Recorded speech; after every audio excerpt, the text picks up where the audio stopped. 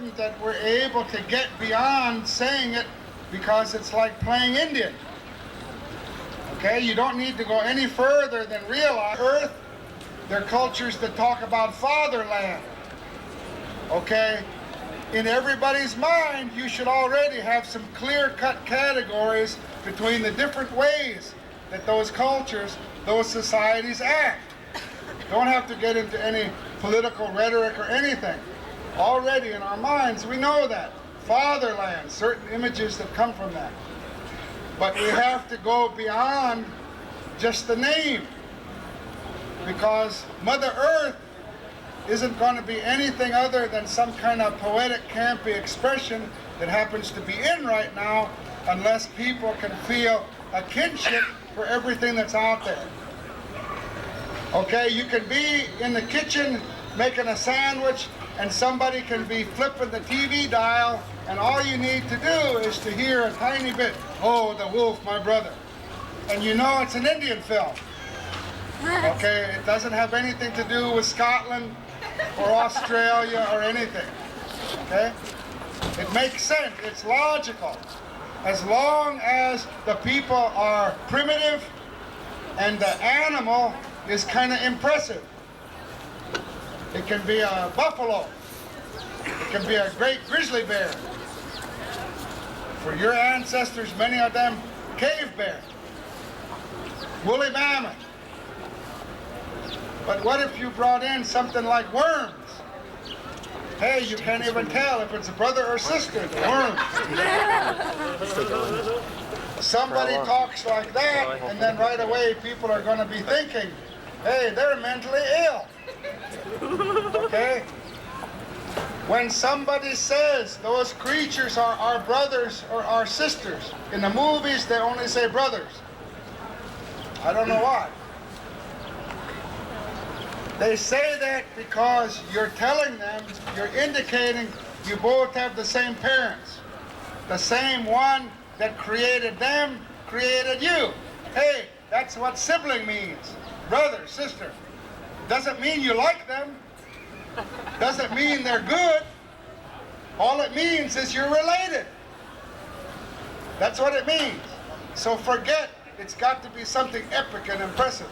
Something primitive and macho. Any of that crap.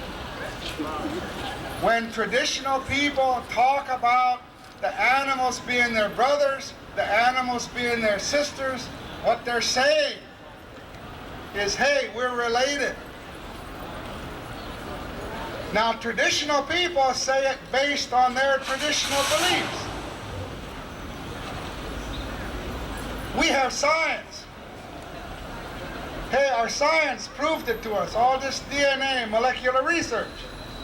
If they can splice in the genes from a lightning bug to a tobacco plant to make the dang thing blink, we're related. Our science has proven to us what our ancestors knew through traditional knowledge. But you see, if there's any basic difference between traditional people's worldview and ours, it's that in traditional cultures, you take everything seriously. You look for meaning in everything. And to us, hey, nothing's got meaning. Everything's relative. And that's a trap. That's a trap. It's easy to say, hey man, we know that the moon's not a woman, not a man, not made out of green cheese. We've been up there and we left even garbage up there. We've been there, we know what it is. But just like a biology course, zoology course, just because you dissect something, that doesn't mean it should no longer have meaning to you. It should make it more sacred. The fact that it doesn't, that's our problem. That's got to do with our heads. And if we're going to make this anything other than just some kind of campy gesture, we have to look deep within ourselves to figure out what is it that we can do that's going to help us feel we're a part of all of this. Not just in our head, intellectually, in our hearts, in our bodies. We know it intellectually, but we play with it. We play with too many things. What I would like to do is, as there was supposed to be Native American dance group here, I'm going to teach you guys a style of our woodlands dancing. In the Cherokee language, Ayalule is a friendship dance. In Oklahoma, it's generally known by the term stomp dance. It's a different style. If anybody's been to a powwow or anything like that, the chances are you didn't see any of that kind of dancing. Now, the difference is that in this kind of dance, you guys have to sing as well. Now, the songs are what they call antiphonal style. There's a leader who will come out with one part, and then everybody else seconds them. Okay? Now, usually we should have a whole line of people out here. Actually, what I think we'll do is go over on the grass rather than on the cement. We're going to go through very briefly a couple of these song series so you know what I'm talking about. The traditional lead-off for this kind of song used to be able to say sounds like a train whistle way off in the distance, but nobody knows what train whistle off in the distance sounds like. It's kind of like clockwise. We talk about in our dancing, in the plains, they dance counterclockwise. They dance, I'm sorry, see, even I got it wrong.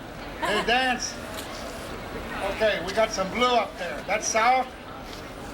Okay. The sun goes this way. A clock hand goes this way. Unless you got one of those that just blinks like this. Okay? This is sunwise. In the plains tribes, that's how they dance, sunwise. In the southeast, we dance moonwise. I don't want to say counterclockwise because it sounds kind of radical. But they dance the way the moon goes. Okay? It's got more romantic associations too. So we'll ultimately be dancing in a line that's going to spiral around right out there on the grass. If anybody's going to expect to continue sitting on the stone, they better have a good reason. Okay? This is known as an experiential educational experience here. Okay, the lead-off part goes whoa, whoa, whoa, whoa. When it goes up, all of you guys are supposed to hoop. You hoop? Okay. Kind of spotty, but it'll do. Okay. This is a culture you must remind yourself that's used to getting their experiences on the TV rather than inside. Disadvantages to that. Okay. Whoa, whoa, whoa, whoa. Hey, see better. I humiliate you a little bit and you come out good. That's the lesson you're teaching me. Okay, the song part then starts. Yo, and you say, wait, yo, wait, yo, wait, yo, wait, yo, wait. Oh hey, oh hey. I'll go both parts so you don't think I'm leading you into a trap. Okay? Whoa, whoa, whoa, whoa. Yo. Hey. No. Yo, wait. Okay? Yo, wait. Yo, yo, yo. Oh hey. Oh hey. Oh hey. Oh hey. He. Okay, at this point the dancing starts. It gets a subtle difference to it. Okay? You have to pick up on that. Okay? Whoa, whoa, whoa, whoa. Yo. You're faking it, lady. Come on. Wait. Hey, no. Saying your part. It's supposed to be yo. Yo, wait. Yo, wait. Yo, wait. Yo, wait. Yo, wait. Oh hey. Oh hey. Oh hey. Oh hey. He is.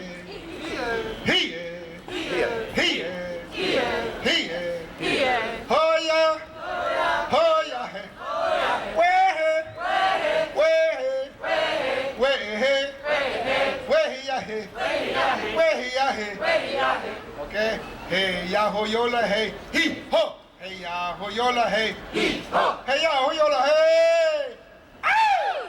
Hey ya wa halenne. Oh halenne. Hey ya wa halenne. Oh halenne. Hey ya wa halenne. Oh halenne. Hey ya wa halenne. Hey ya halena, hey ya wa halena, hey yo halena, hey yo halena, hey yo halena. This is gonna mean different things to you when you're out there in a line than when we're sitting right here. Okay, I think you're doing pretty good. We may go a little bit further and get in, see some of the other ones get into some more complicated words, and they're interesting.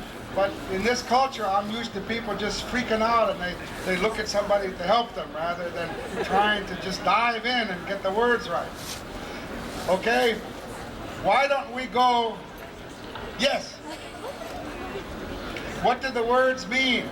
Some of these songs are maybe 4,000 years old. What you have to do is figure out, hey, what language was my people speaking 4,000 years ago? Very few people can even say that. They don't know. We know they were talking, but we don't know what. Okay? There are also songs that have words in them. Some of them are nice. You guys should learn some. Hey, Illinois language. You want to learn some Illinois language? Yeah. You already know some. Chicago. Right. You know what that means? I think it means wild onion field, doesn't it? Hey, no, it just means wild onions. Okay. Hey, she's right. A lot of people say Windy City. No, wild onions. Okay, you know another one too, Missouri. You heard that word, Missouri? Nobody heard of Missouri? Okay, that means canoe. Missouri River is Canoe River. And Missouri is kind of interesting because they don't know what their name means. You know, they say, hey, we're named after the Missouri tribe. No, they're named after canoes.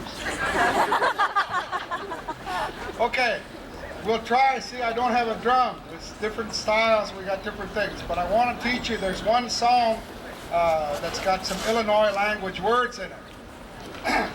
Hey ya, hey ya, ho way ha, hey ya way, hey ya ho way ha ya, hey ya ha ya way, hey ya ha, hey ya, hey ha ya. This is what's known as a circle dance, round dance. If anybody's into any of that. Hey ya ho way ha, hey ya way, hey ya ho way ha ya, hey ya way, hey ya ha. Hey ya, hey ya. Kioswa pekishiane. Okay, kioswa, that means moon. Pekishiane, you're beautiful. In case you couldn't tell, this is a social dance song. Kioswa pekishiane. Hey ya, huwe ha ya. Hey ya, we, hey ya. Hey ya, hey ya, hey ya, way ha, hey ya, way, hey ya, way ha ya, hey ya, way, hey ya, hey ya, Kioswa pekishiane, hey ya, way ha ya, hey ya, way, hey ya. Okay, so you heard an Illinois song. Now we're going to go right out there and you're going to learn how the dancing that goes with those stop dance songs you learned.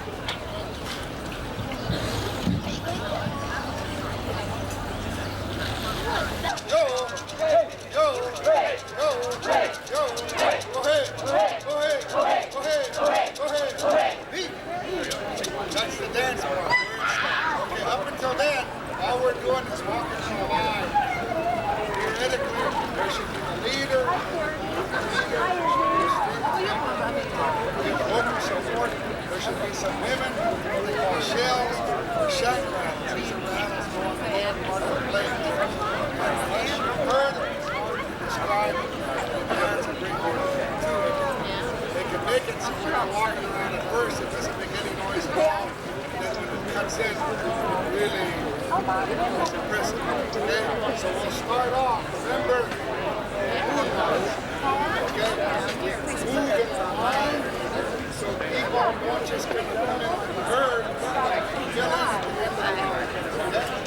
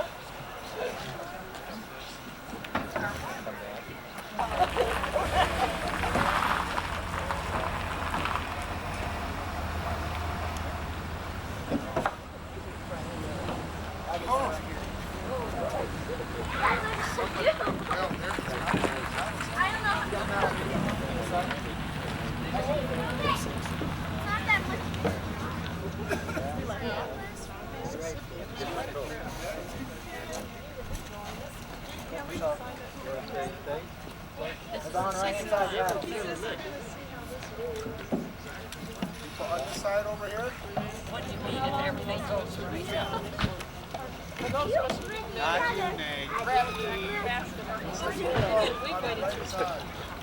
Probably was you. No, I met you. Let it come, B? You remember Okay. Now people use different things.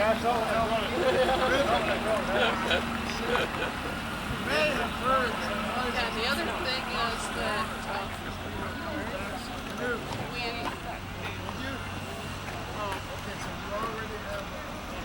we were talking requesting First part of it. rewritten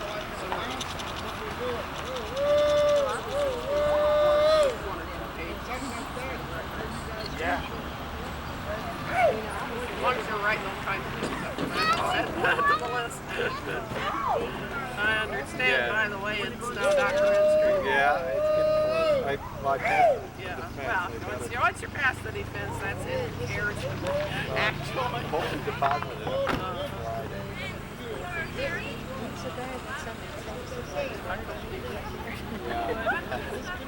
I didn't go up for mine, so I never actually got it. It would have made it meant, I'd have had to make, we were down here, and I would have had to I made one trip up for my defense. Yes, I had another one a bit under. I know, I think it has to be back. Oh, does it?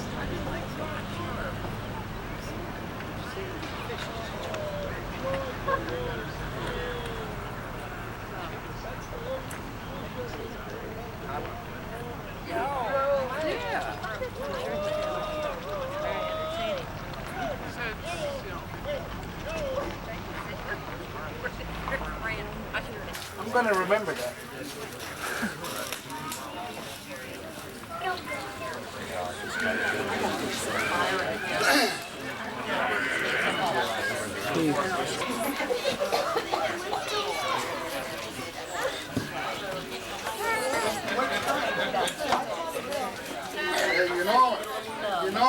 You're behind the creator design. You're behind to sit on the ground. That's why you got cheeks back there. It's true.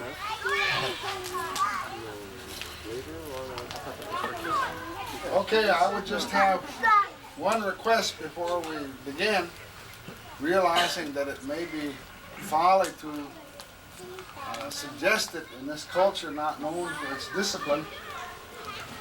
That we've got some younger people out there that I would really prefer if we don't wind up having a whole kind of vocal action taking place all around us. So if anybody can suggest to the younger people over there that they can play keeping the noise down. Put them in a fire. True European, wow.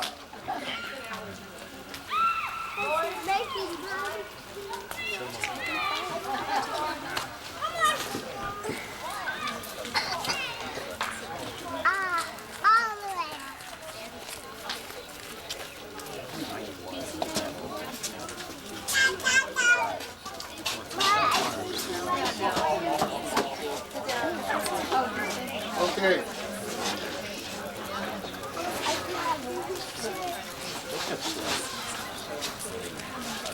What I would like to do, thinking in terms of flow of information, whatever this evening, is to basically do two things. One, because we have Earth Day that people have been involved with all over the country, that I share with you a part of the oral tradition that's heavy in content, it's serious. realize that sometimes, especially people have other expectations, that then I will follow that with a story of some adventures that some of my ancestors had about 350 years ago. That's come down in the family as a story account. So kind of dividing it with the two. Now everybody's heard of peace pipes. They heard of the calumet. Okay, guys are going to have to try to hang in there.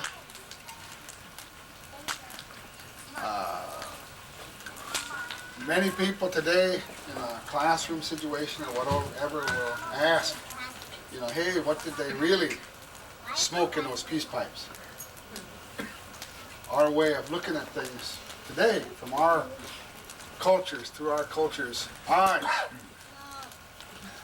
Well, when Marquette and Joliet, Frenchmen, first ones to come down through a lot of Illinois, came through there, they were told very quickly by their Indian friends that you have to take with you a calumet, whakanut, and their songs that go with it, and their stories that go with it.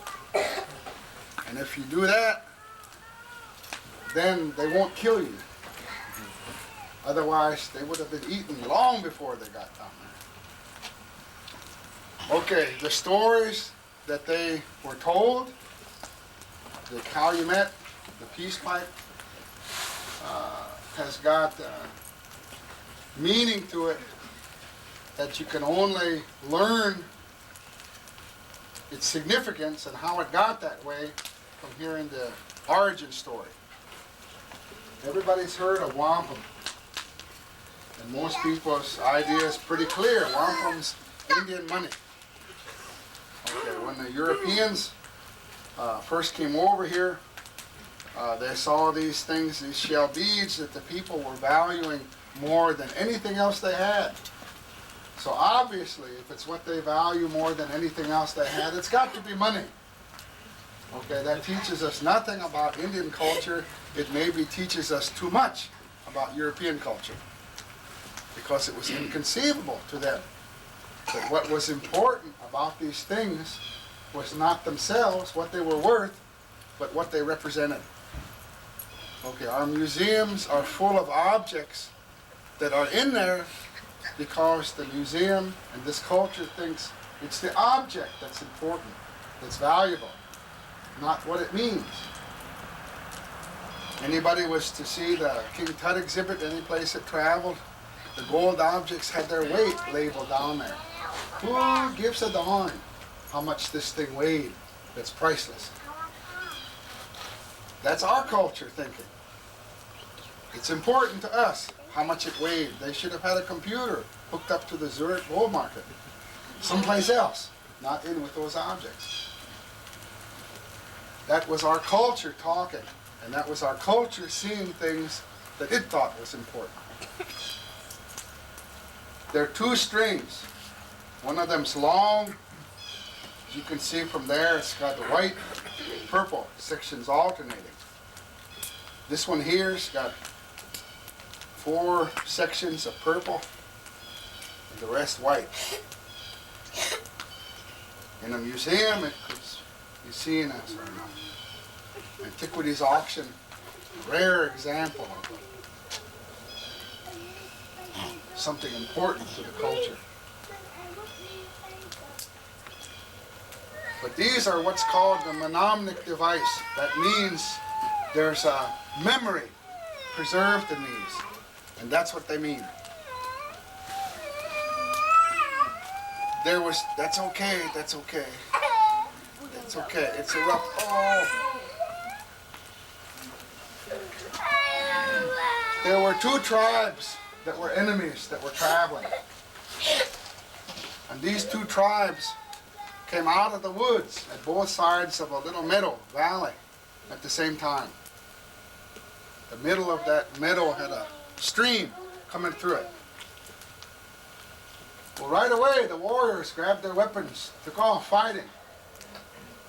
But in our traditional fighting, if you start to get beat, you get out of there. Okay? That's the only sane thing to do in an insane thing. But when they try to leave, hey, right up there at the edge of the woods is their families. And they know what's going to happen to them if the enemy get among them. Plus, the women are up there egging them on. They never say that in the books. Bad influence, those women. So those warriors turned around and went back to fight. Renewed. And so they begin to defeat that other side. And they turn around to flee. Same thing happens. They turn around and come back. All day long, these two sides are fighting until that meadow is all covered with people, either killed or wounded, dying, and everybody's exhausted. Not only are they exhausted, the people on both sides are seeing what's happening. It's not something way off someplace else. It's right there in front of their eyes. They say that it was the children that saw them first. 4 eagles started coming down out of the sky. And what they were doing was circling in a row. And they circled down until finally, here they come, right in the middle of that battle. And when the people are fighting and wow, here they are coming right down, they back away from them. Those eagles landed on the ground, right in the middle of the fight. And they looked around one side to the other, and then they began to move towards one side, their wings out, heads stuck way out, screeching at them. As they started towards them, they backed up, those people. And then they turned around, and they went the other way, towards the other side. And when they see them coming towards them, they back up. And then they turned around, they went back the other way, pushed them back further. And then turned around, pushed the others back further. 4 times, and then they knew, hey, there's something going on here. That's not natural behavior. And right away, some people came running down, older people, and they told them, this is something heavy going on here. Their purpose coming in here is to stop this. And everybody saw it. That's true. As soon as that happened, those eagles knew it. And they began to dance around. And then they took off. And they flew back up the way they came down until you couldn't see them anymore. The people said, those eagles came down here to stop this. We can see it. Everybody can see it. But what we have to do is really find out what's going on. What's it mean? Well, they said, all our older people tonight, sleep on it. Pray for a dream. So you can be told what's happening. What's going on here. They said, everybody, collect your dead. They said, we're going to bury them all together in the mound. And they said, tomorrow, noonday yele, when the sun's in the middle, noonday sky, we're going to come together and eat. And after we have eaten, then everybody can tell those who got a dream what they dreamed. Next morning, the people prepared their food. They brought it down. They put mats out in a row, single row of them. And people brought those bowls of food that they had. They put those bowls down right in the middle of those mats, bulrush mats, anakan. You couldn't tell whose bowl it is. You couldn't tell whose food that is. And then the 2 sides came down. They sat on both sides and they ate from those same bowls. After they had finished eating, then they started to talk. And one after another, they told them what they dreamed. Everybody dreamed the same thing. The Creator saw what's going on. Hey, who told you you could do that? Not supposed to do that. That's crazy. It's insane. You're supposed to stop it. One after another, people spoke what they dreamed. Everybody dreamed the same thing. When they were finished, one of their speakers said, we have to remember this. Not only do we have to remember this, but we have to tell people about it. And everybody knows how easy it is for humans to forget something. What we're going to do is ask everybody again to pray before you go to sleep tonight, to be shown in a dream what we can do so we don't forget it. That night, same thing. In the morning, the people came down, fixed their food, put the food on that row of mats. Everybody ate. And when they were finished eating, and we're waiting for somebody to stand up and start speaking about what they had learned that we human beings should do so we don't forget that message, they heard some whooping up in the woods at the edge. And 4 people came down. Those 4 people had the wand sticking out with eagle feathers. And they had in the other hand a rattle. And they came down singing these songs. Different ones among them had gotten songs. And they put them together. Those wands represented the eagles that had come down. It had not only represented the eagles that had come down, but other things about it. They really should come in pairs because when human beings come in pairs, males and females, the eagle feathers represent the eagles that came down to stop that fighting. The first part here is the duck. This is mallard. The females over there. These are quite old, so I don't want anybody to touch them. The ducks are there because they represent all of those creatures who have the same mother we have. Our brothers, our sisters. They also are part of this. And they also can see what's going on. Hear what's being said. It's ducks because ducks can fly in the air. Ducks can walk around on the ground. They can dive under the water. So the ducks can go back and forth between worlds. So those ducks represent to us that this whole message of the Calumet has got to do with information going between worlds, between this one that we live on and another one.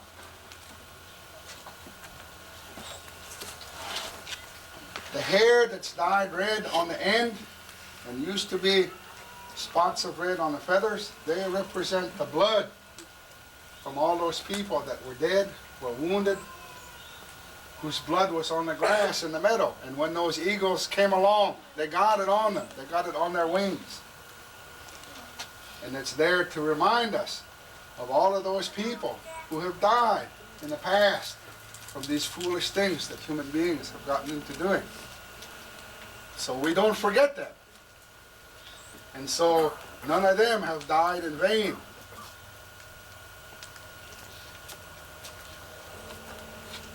When these are put out in a space with the 4 bundles of sweetgrass, this is an altar. That's why I had people move back away from it. The pouch here has got tobacco in it. Tobacco is used in native North America to pray with, or to be thinking about things that you should be taken seriously, and you should be thinking about them in a prayerful mood. Of course, everybody realizes that when those people came across from Europe, they didn't know what it meant. All they could think of is, good grief, when I get back home, if I can puff out smoke like that, boy, are people going to think I know something. And so they picked up smoking and they took it back with them where they came, and it spread all around the world. Of all things, tobacco and its use came into Alaska from Siberia. In other words, the knowledge of it had to go all the way around from that side. They didn't get it from over this side. In the Midwest, we've had tobacco use probably for something like 2,500 years, 3,000 years. These are the rattles. Each one is a set. The wand, the calumet, in the Cherokee language, they're called anidalidadaude. That means they are victorious wands. That means they can overcome. And each wand should have also its rattle to go with it as a set.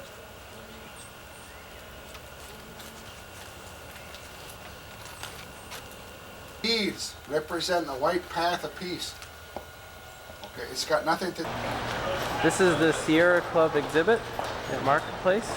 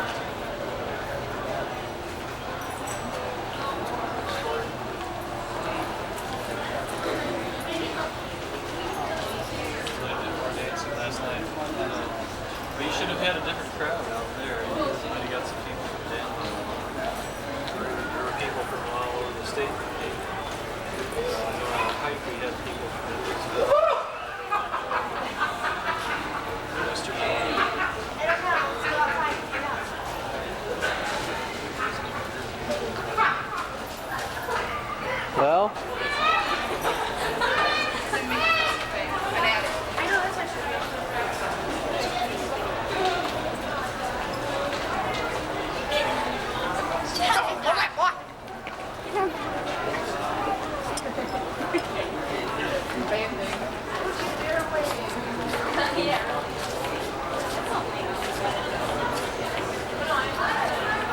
okay, so what are some of these product choices?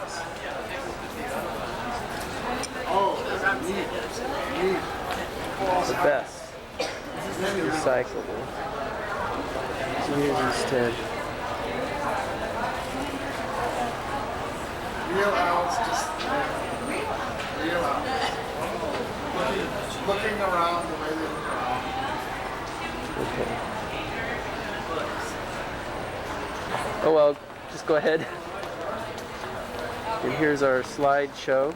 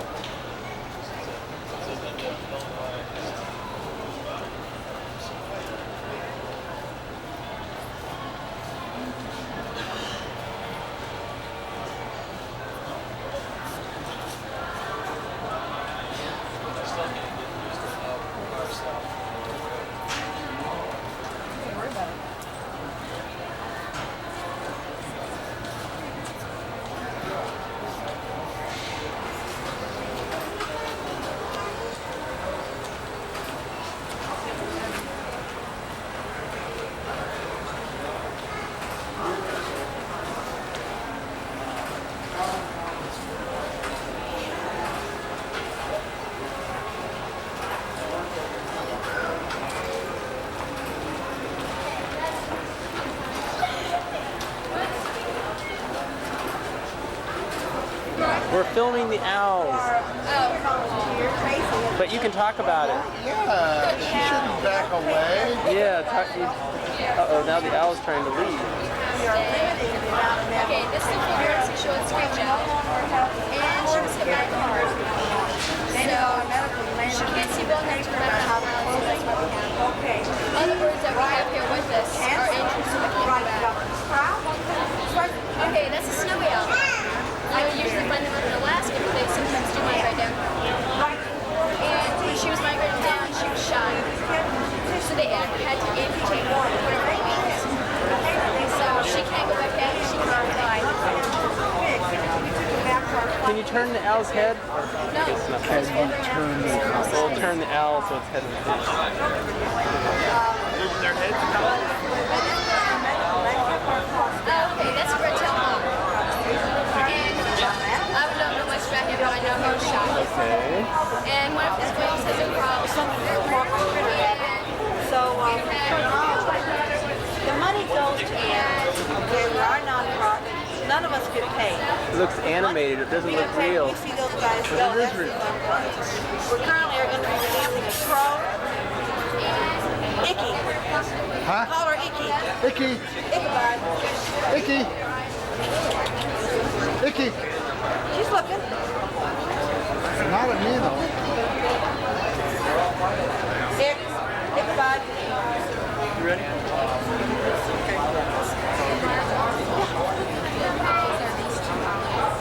It's incredible. This is a great horned owl. You can turn all the way around. Yeah. Here. This is a snowy owl. Okay, this guy, and that guy are very common species that we have here in Illinois. This one is a migratory bird. It's common in the wintertime. It's a harsh winter up north. North, I'm talking Canada. And Alaska, out in the tundra. But they will come down. Iggy only has one wing. She was shot. All the animals you see have some sort of permanent damage to them, so they can't go back to the wild. Otherwise, we release them. Out of every cat, if you wanted to talk to, How do you... that one and that one got shot. Would you like for me to get her on with this? That'd be great. I figured you would. Cat bird,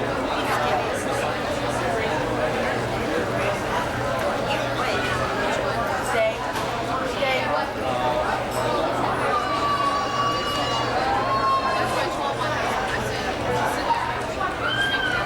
Ralston. Ralston.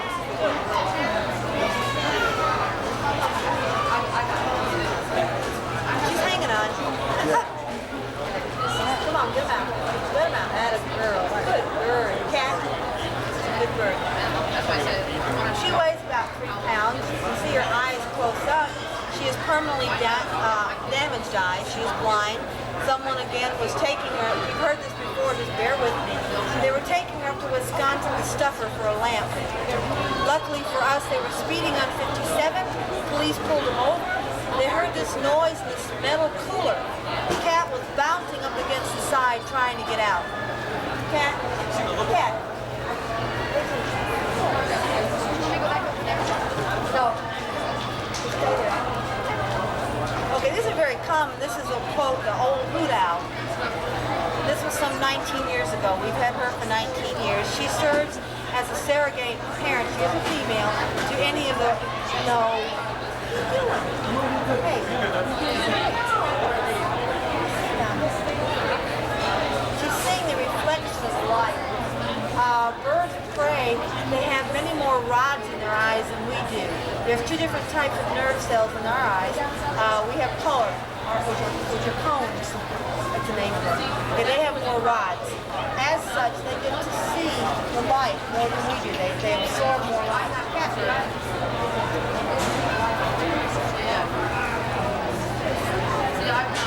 She's not, but it's a game we play. It just kind of helps to relax the tension. Not holding on real heavy on the thing, so I know she isn't wrong. Yes, owls get you. I'll tell you a story about her as soon as I put her down. Owls kill with their talons, hawks kill with the beak. So if you're working with hawks, you want to watch the mouth. If you're working with owls, you want to watch the beak. The feet, the talons. If it does not to say that they won't get you with the beak, they will.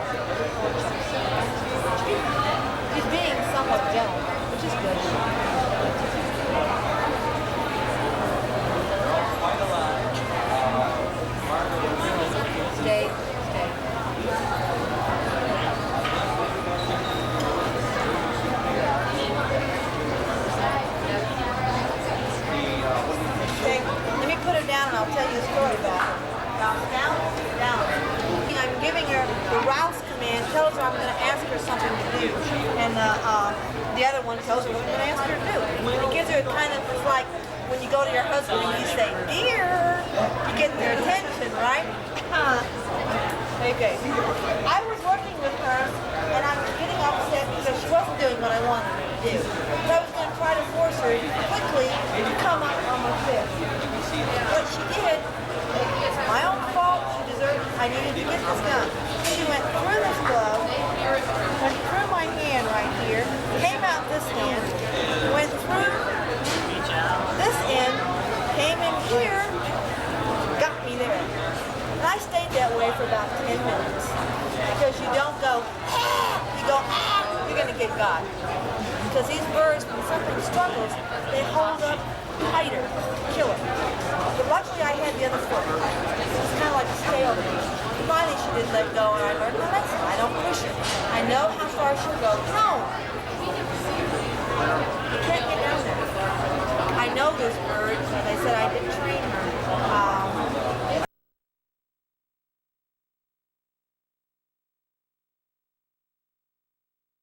Full day, Barnhart Farm.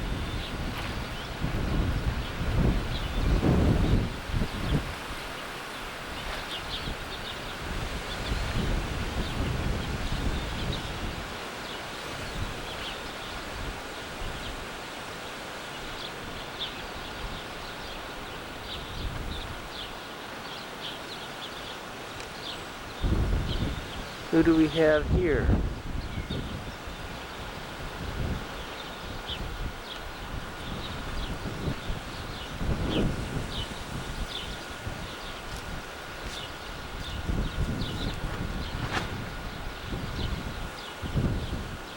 And over here, nearby, is a certain goat.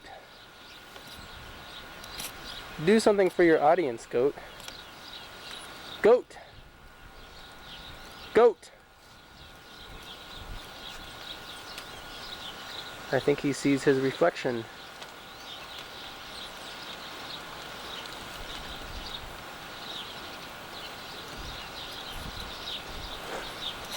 He doesn't know what his reflection is.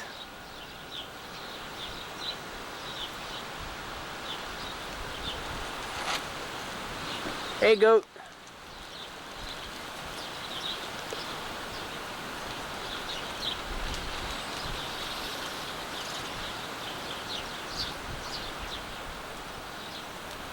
Okay, now we're going out to the prairie.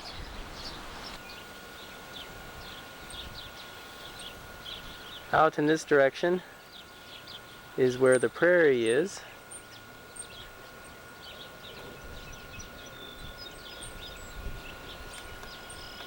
Over here, you can see one circle of prairie. We are going to go out there.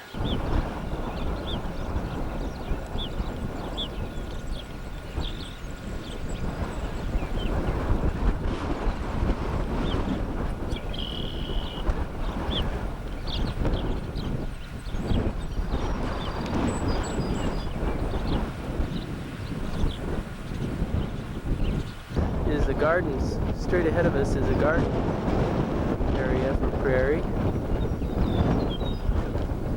and you can generally get the lay of the land. You see how it fits with the rest of the prairie.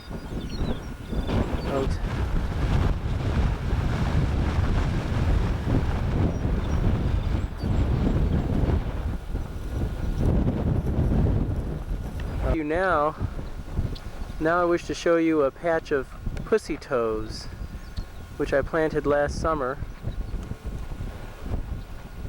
We will get closer to them in a minute.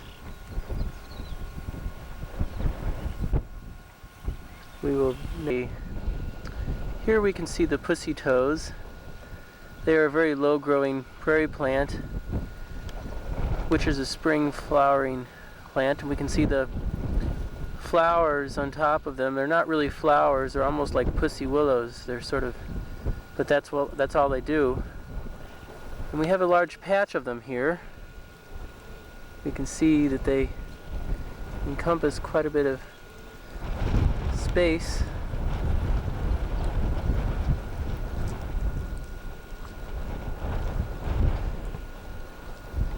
There are, maybe we should zoom in on a cluster.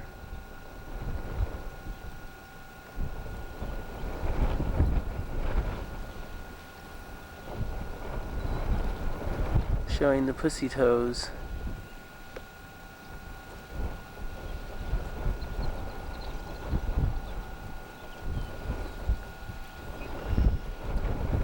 Okay, to the right of us is a patch of Culver's root. There's actually several clumps of them here. We can sort of see the little clumps starting to come up.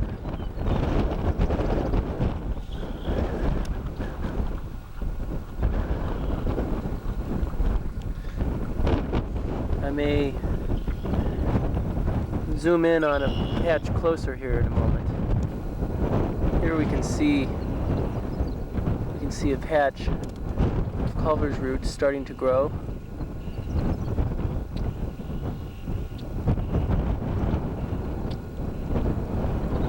They will have white flowers on top when they're done. They get perhaps 8 feet high. These were transplanted by hand last summer.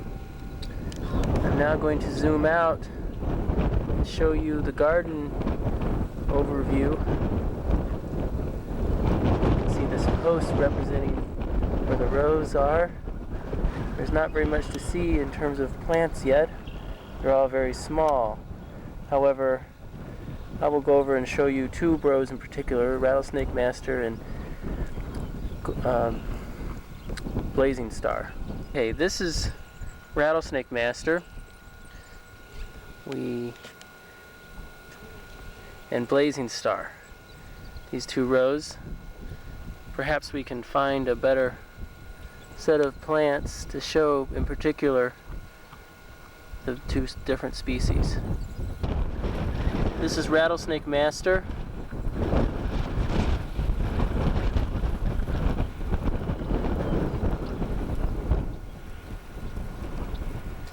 And right in front of us is Blazing Star. Where the goat is an area of ground that I moved by sod from the railroad. It's perhaps a 1/3 acre of ground.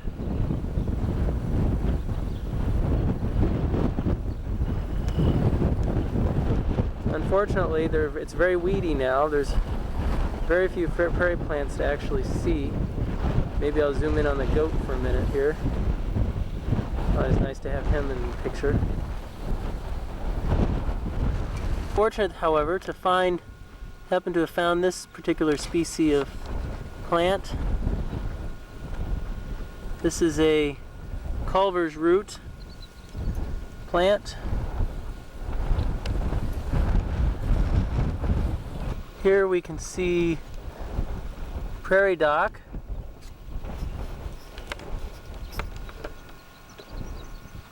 Blooming. Very pretty, tiny plant at this point.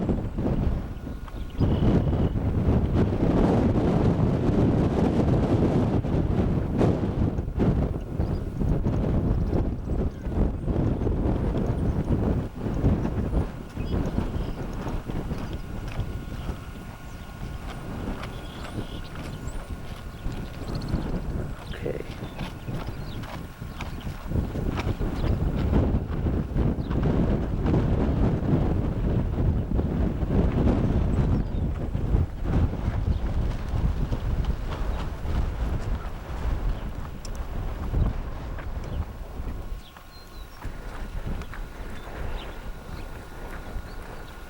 Here's the goat getting ready to attack some of my cup plant. I'll have to chase him off in a moment. Okay, here's Here's some nice specimens. This is spiderwort, getting ready to grow. Behind it is probably switchgrass, growing behind it. Over on this side is little blue stem coming up. We can see the little blue stem. Then further over here is gray-headed coneflower, getting ready to get started. And making another swing. Over here is a compass plant. Okay, here's a cup plant and a compass plant right next to each other with a spiderwort in front. We can see them. Now as we pan across, we see probably switchgrass, possibly Indian grass growing. Some more, another compass plant with more spiderwort. There's stiffleaf goldenrod, looking kind of wilted, looking very wilted. Panning across this plot area to kind of show you the different species and how spaced they are from each other.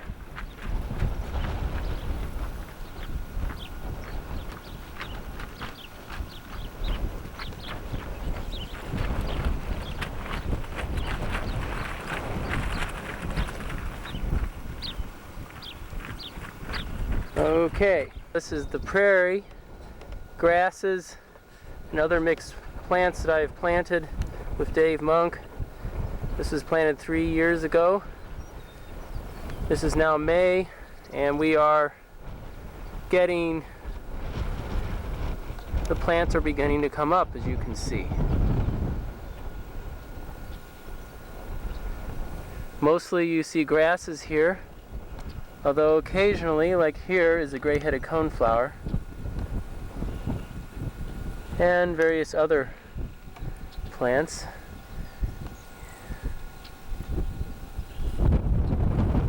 Okay, some of these are not prairie plants, but most of them are. Not much to see here except for the greenness and the start of the plants. Favorite spots, positions, because with this angle, the entire hill appears to be covered with prairie, and you see very little of anything else growing.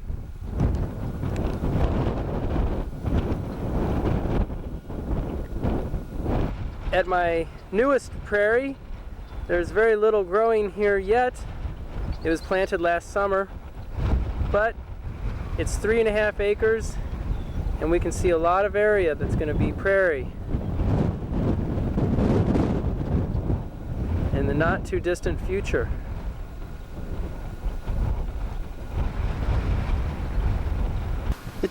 It's really fun when you spot a prairie plant in the middle of a big area of ground that you haven't seen prairie before in.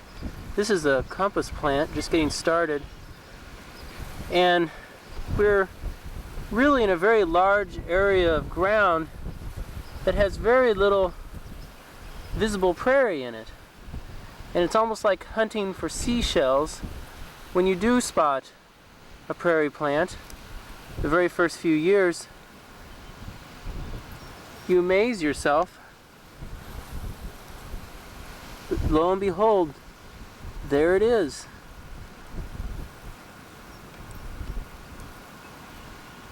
Now we're on the other side of the hedge. On this side we have prairie plots. This in front of us is Indian grass. A little bit further down is big blue stem. We'll be walking down this direction, and we will see more.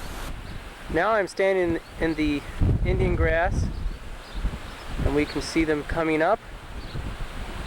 And you can see over to the left and further ahead is the big blue stem, and it's a little greener, and it seems to be a little denser for some reason than the Indian grass right here. But we will continue. We are looking at the big blue stem straight ahead of us. To the right is the Indian grass, the far right, you see my goat.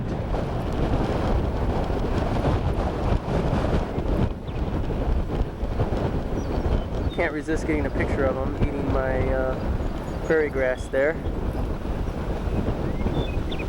And we can see the trees.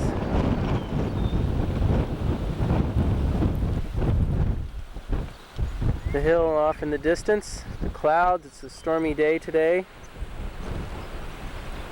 The horses.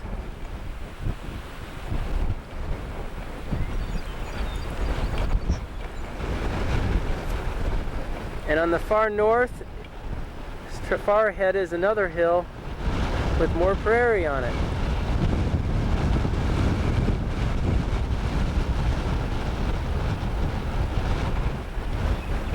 It's a windy day, very windy day.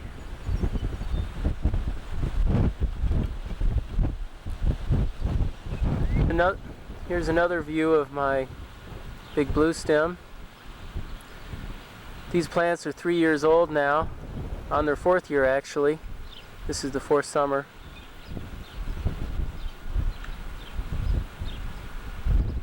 You can tell big blue stem by the fuzz underneath on its stem. I'm not sure if you'll be able to see it.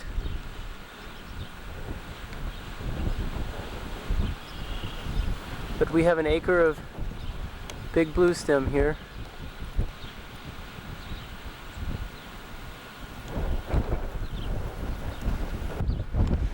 Here's an example of Monarda. Monarda, also called Bergmont. It's in the mint family. I have a row of it growing that you can't see very well right now. But here's an example of it. Okay, we're on the North Hill. This is a fairly old prairie, but it's still very young. Very old for me. It's been growing for 2 seasons. This is a compass plant, a couple years old, or maybe a year old. And right next to it is some gray-headed coneflower. This is the typical size of the plants on this hill right now. I will show you what hill we're talking about. It's actually a fairly expansive hill.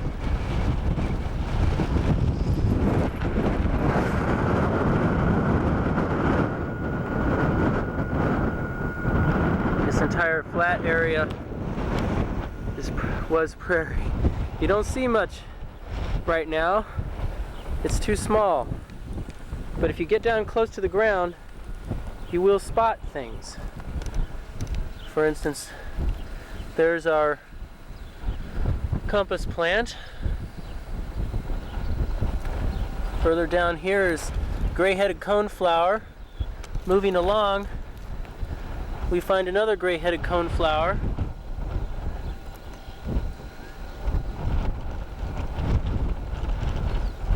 I'm looking for more examples to show you. We have rather bonanza of various items. This is stiffleaf goldenrod. Further up are gray-headed coneflowers, as you can see. And further on, this is purple coneflower. And then over here is rattlesnake master getting started. You can see the small blades of rattlesnake master. This is fairly densely packed area. Another gray-headed coneflower. Here's another purple coneflower. Really very small, but coming. Further up here, another gray-headed coneflower. This appears that it might be little blue stem growing. If it is, I'm very excited. If it isn't, but I believe it probably is little blue stem. I planted a large quantity of little blue stem here, but I hadn't seen very much of it growing yet. So I'm hoping that that's what this is. Further over here is a very tiny rattlesnake master. Here's a stiff-leaf goldenrod getting started. And we can move our camera lens over to this location and find wild quinine. This is a wild quinine baby plant. This further over, we can see off in the distance. This is a rather large compass plant, large in the sense that it's large for this hill right now. They're all very young, but this is a rather developed one. It must be at least a couple years old to be this developed. Compass plants take about 10 years to fully develop out. On and on, but here's another compass plant. Over here is another rattlesnake master.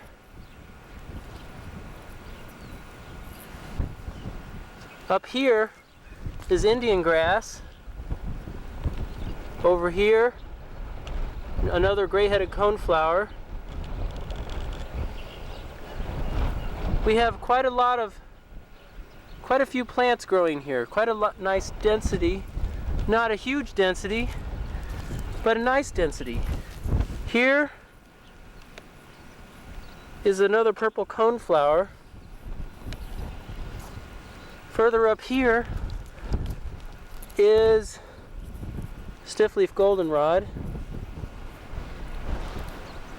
So we have a lot of plants around us that are growing prairie plants, but when you look at the whole picture from a distance, you don't see very much. You have to get very close to the ground and almost on your hands and knees before you really locate the prairie coming up. But believe me, in the next year or two, this hill will become filled with flowers from the plants. When they go to flower, it'll be very obvious that there's prairie on this hill, even though right now there's very little evidence from a distance. You have to be very close to the ground.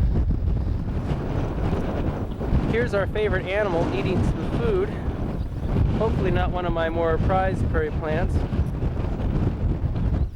But what I have to show you is a waterway, which he is standing next to, that I moved with the help of many others, moved truckloads and truckloads of cordgrass sod. Right now, the waterway looks rather empty, but the sod is there and it is starting to come. It is starting to grow. Here we can see some cordgrass getting started. This waterway was filled with brome last year. It still looks rather bare, especially right here. But right here is a patch, another patch of cordgrass getting started. Once these patches get started, they will spread, becoming larger and larger until they fill out the waterway. More examples of the grasses growing.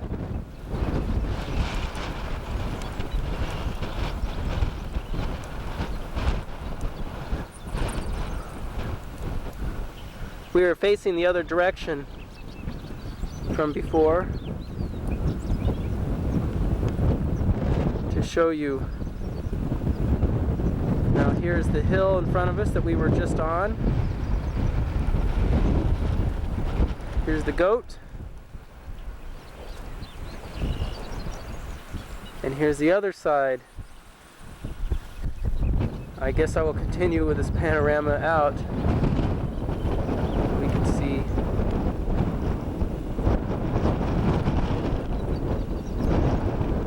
the entire, these are the big blue stem plots that we were looking at.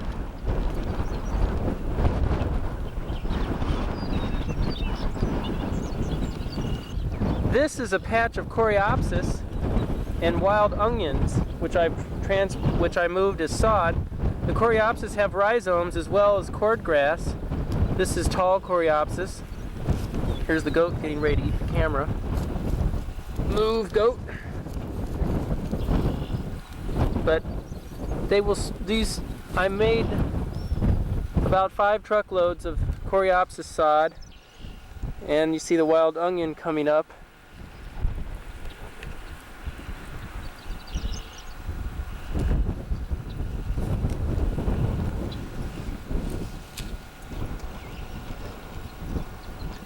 And it goes down this way. What we are looking at now are some very small golden Alexander plants.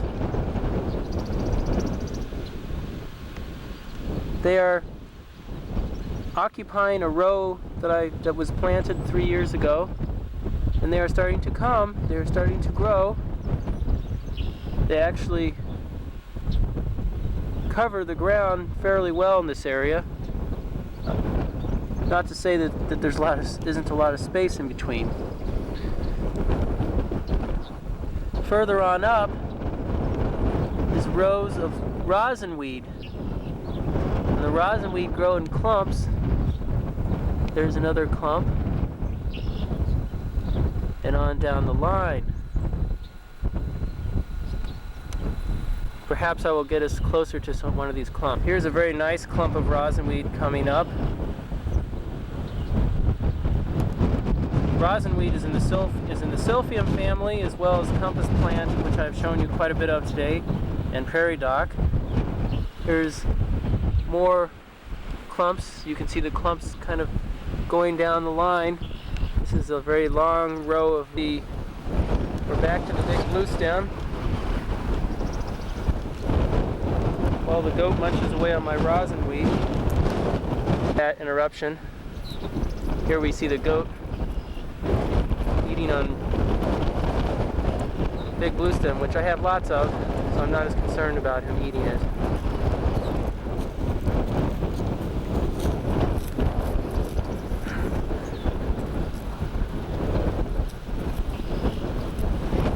Yes.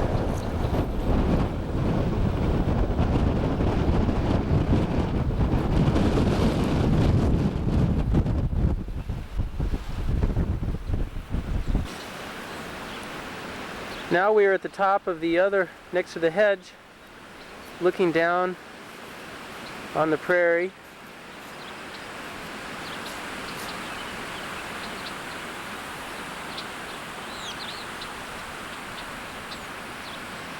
We see prairie all the way to the top of the horizon.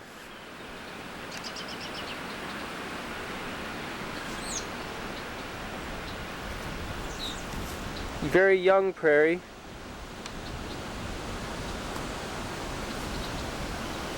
And here's our row of hedge trees. We can hear the wind blowing in the trees.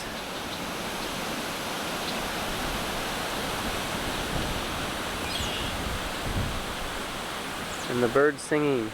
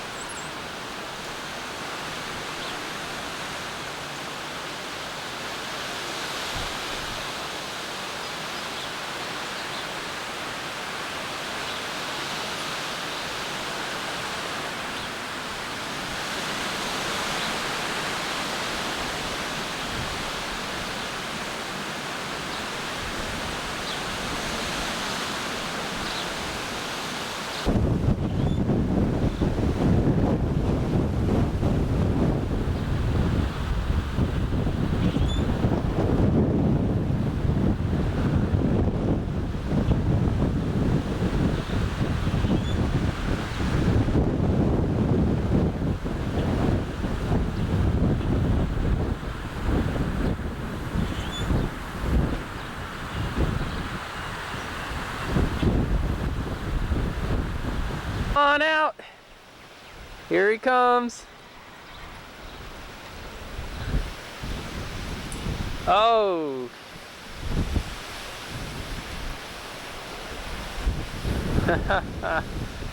Cute little thing. Now it's kind of hiding there. Hiding behind you. Here. All right.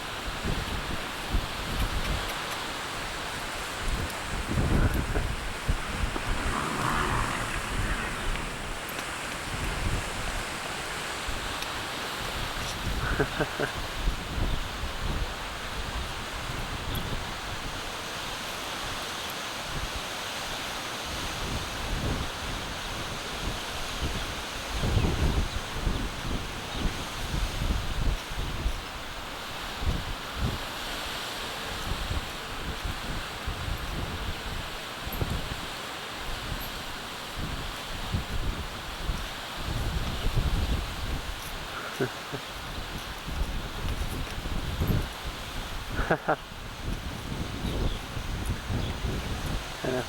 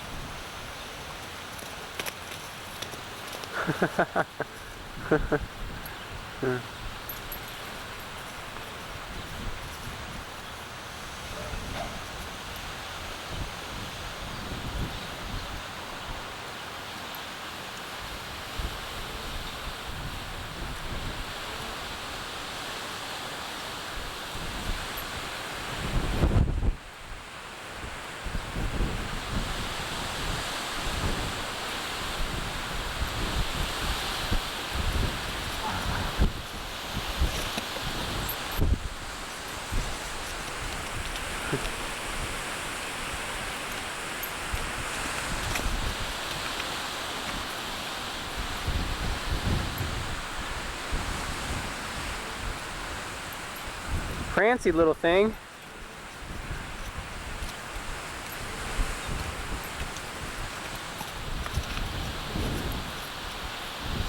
Well, That's fine.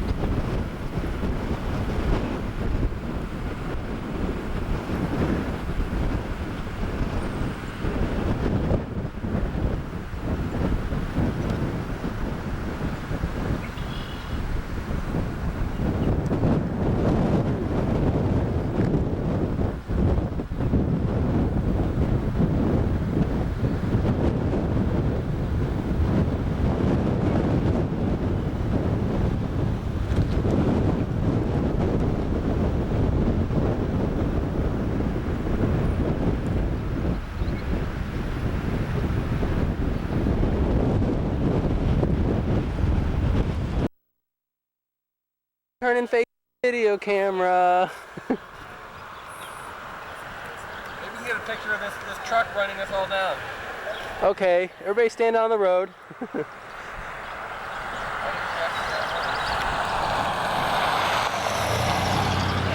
think I'll see make like a. Shorter people towards the front. We've got the tall people in front right now.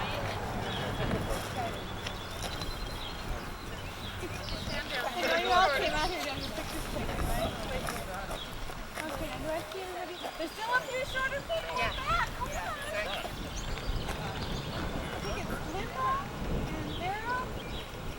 I can't see Vera at all. Oh, now I can see everybody. All right. Here we go. That's better. Okay. Here we go. All right. I got a video. You would have been quite concealing. Where? Where we parked. All right. Right out into the road. We're going this way? Or that way? Can't we go that way? You can. And there's the direction of our pursuit. You know what this is? A trail. I don't know. Yeah, try to enjoy that haystack just to the right. Oh yeah. Hey, look at that tree. No, it looks good. That looks done. Well done. Yeah, you look dumb. Big tree.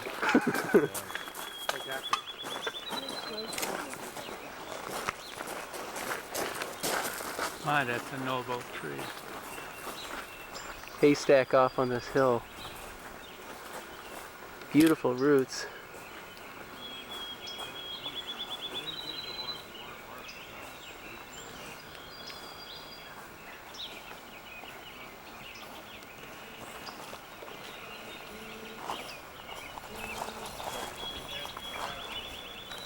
Here we have a very beautiful spiderwort. Zoom in on the flower. Oh. Very beautiful. Oh, to get them off? Yeah. Your back? Oh. My arms are There's an down example from of this pack. spiderwort with about a dozen. Yeah. Yep. Yeah, here, come His on. arms go numb. Yeah, it just presses A dozen? like, right on the pressure. Yeah. I only see two. On the other side, right here. On the other side. Oh, there's another. Here's Interesting. here's even more spiderwort with even more flowers. Yeah, I haven't seen Wow. that many. The leaves are so much shorter and many, many more flowers. And look at that arch over it.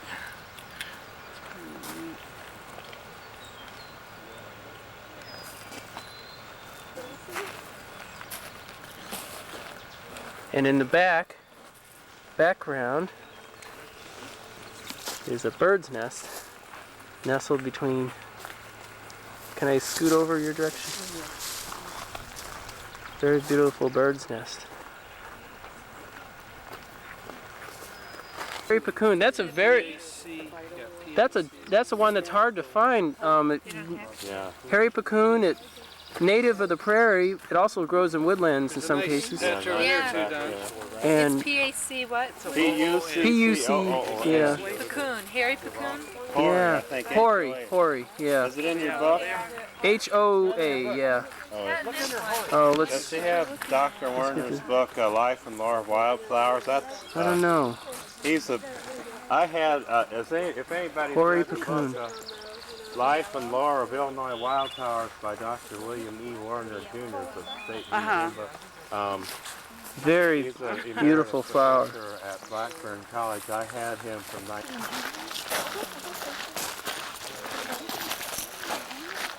Geranium. You can tell the leaves almost look like geranium, but they're deeper low. Is it more of it back there further? Well, see, I can't tell if that's flax or if that's wild geranium. Look at the leaves. Well, it's so far away. Oh, Okay, now. Here's a nice example up there. over there. Wild geranium.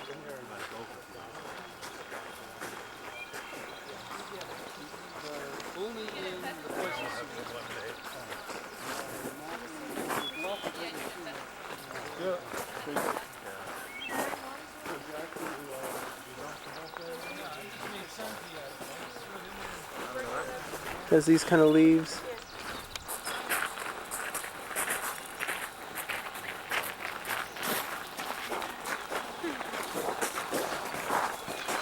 Wild sycamore.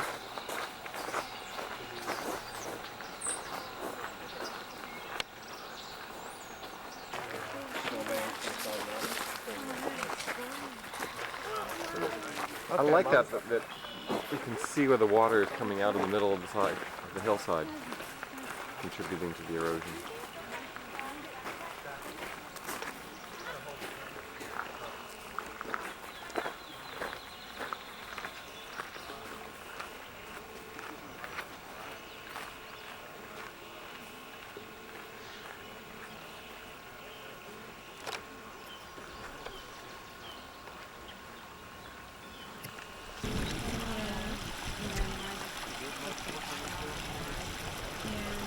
You even hear it rippling.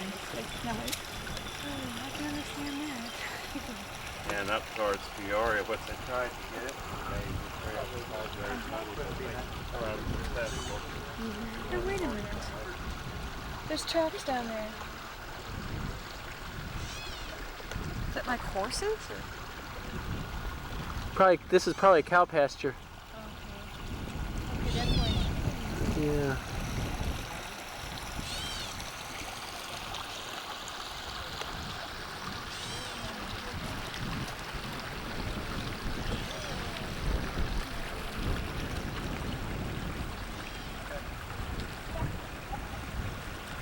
Big tree.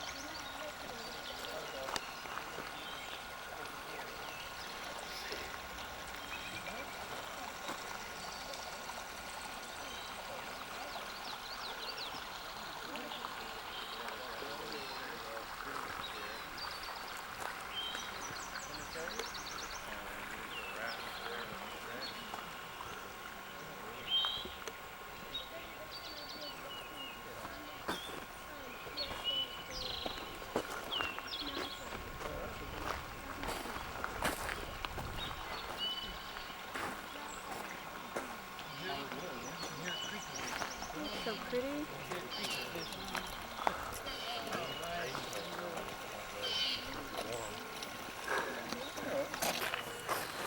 Here's a columbine.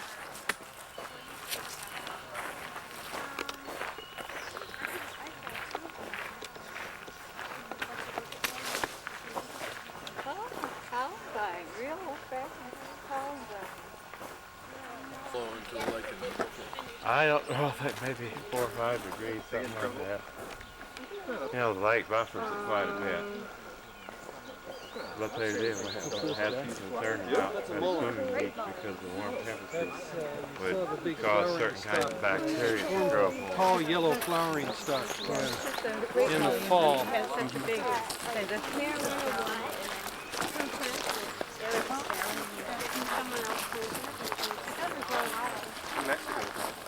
My, what a nice vista that is.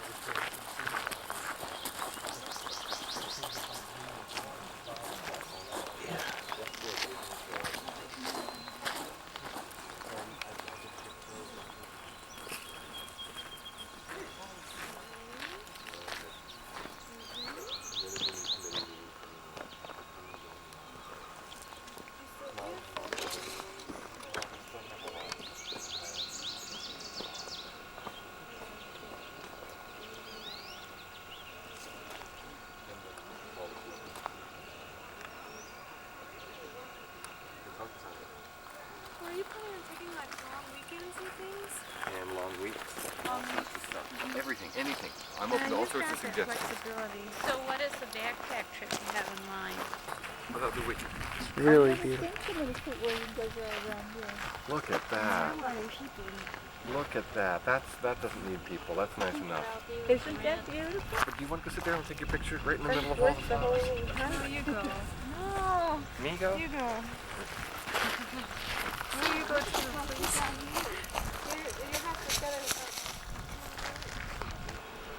This is the most incredibly beautiful area, and this it's unbelievable that it would be in this. We are just so endowed.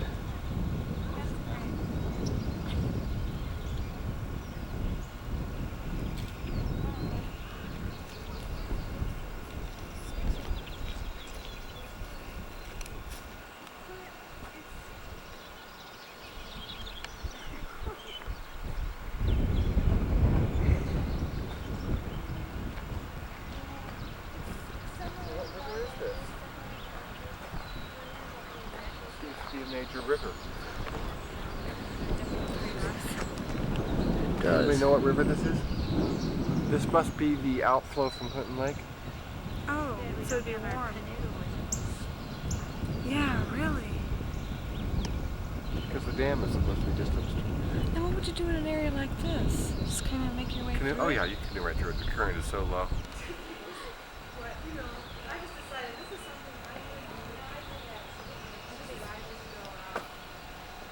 We should add some more of these ties. Or I think kids probably love it. Look at the baby cows. These baby cows.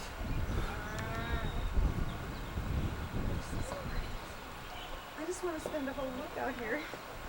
I know. This is just an incredible mind. I want to spend a week anywhere. And you know, except So what do you usually teach? teach acoustics.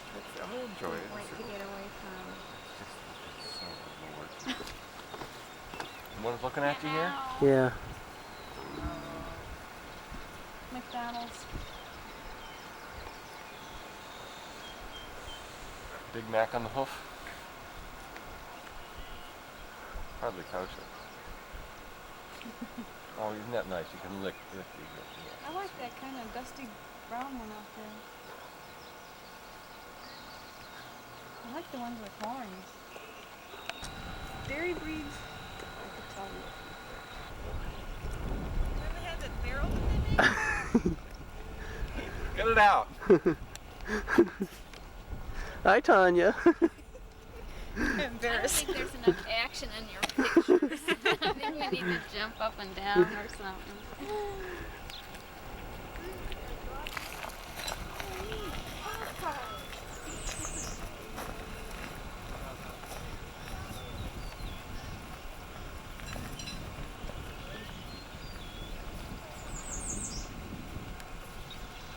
Probably there was a house there at one time. Probably, yeah.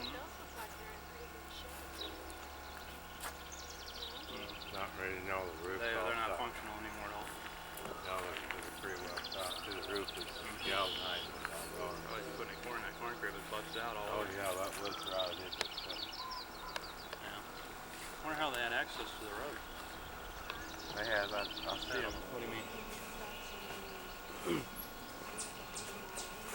Kmart? Gun? You mean like firearms back gun? Well, they told me. Sure they do.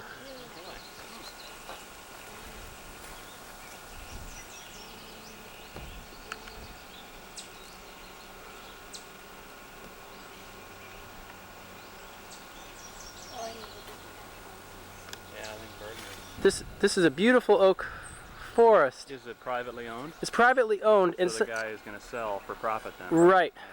And I bet they this is the most incredible scene. Hey Don? Yeah. When you're filming your house, you get a catch a film of this wagon load of trees? Yeah. The what? The wagon load of trees. Right, right. Here's a wagon Some farmer pulled it out there about 30 years with ago. trees growing out of the middle of it. The bottom boards rotted out. It's budding. I mean, Yeah.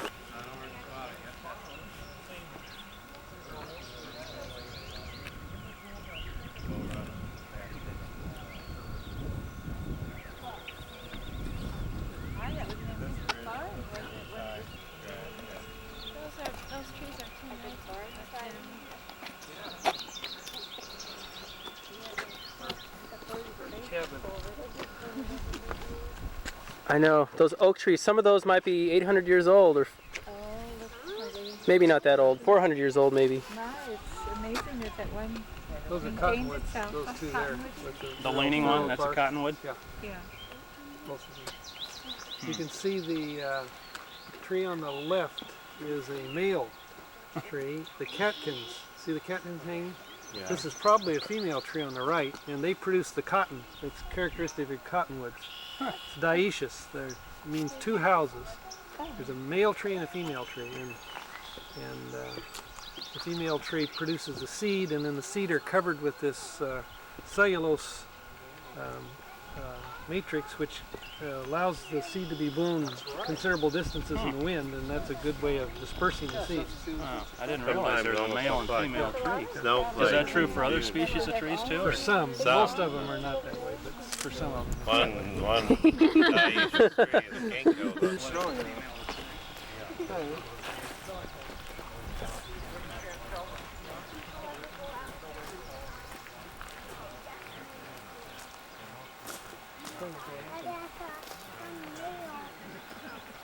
You can see all over there on there.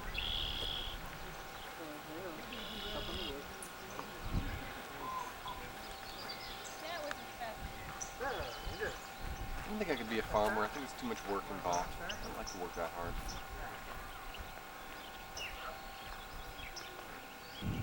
Roadside.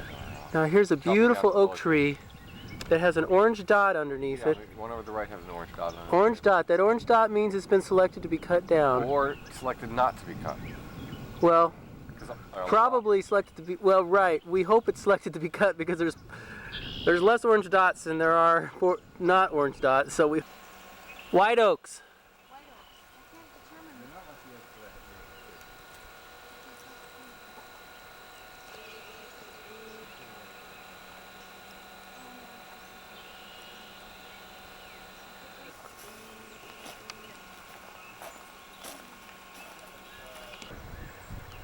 This is probably the most scenic spot on this whole trip.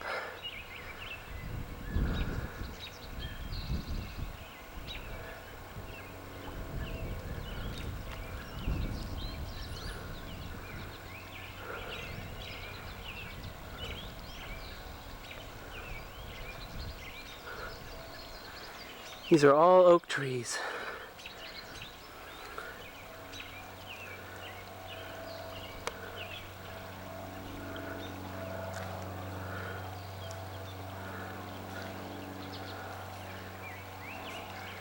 Down here is a little river running along.